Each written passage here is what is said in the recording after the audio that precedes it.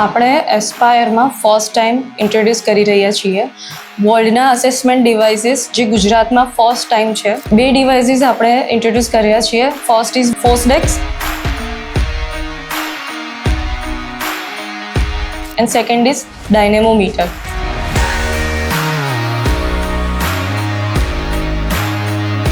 હવે એ બંને ડિવાઇસીસ છે ડિફરન્ટ એનાલિસિસ આપણને આપે છે. Basically it help for assessment of different kind of muscle strength, mobility, balance, asymmetry and functional movements.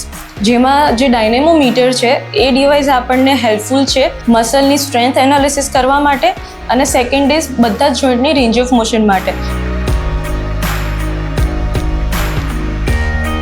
Inch and every જોઈન્ટની range of motion from cervical to toe, બધાની range of motion માટે આપણે help લઈ શકીએ એની.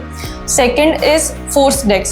ફોર્સડેક્સ એક unique device છે જેમાં આપણે ફંક્શનલ અસેસમેન્ટ કરીએ, જે આપણને બેલેન્સ, મોબિલિટી, આઇસોમેટ્રિક સ્ટ્રેન્થ છે અને એ ફંક્શનલ મૂવમેન્ટ માટેનું અસેસમેન્ટ છે. એમાં આપણે બધી functional daily movements like squat, jump, one leg balance, isometrics of everything, pushups, એ બધી વસ્તુઓ એનાલિસિસ કરી શકીએ.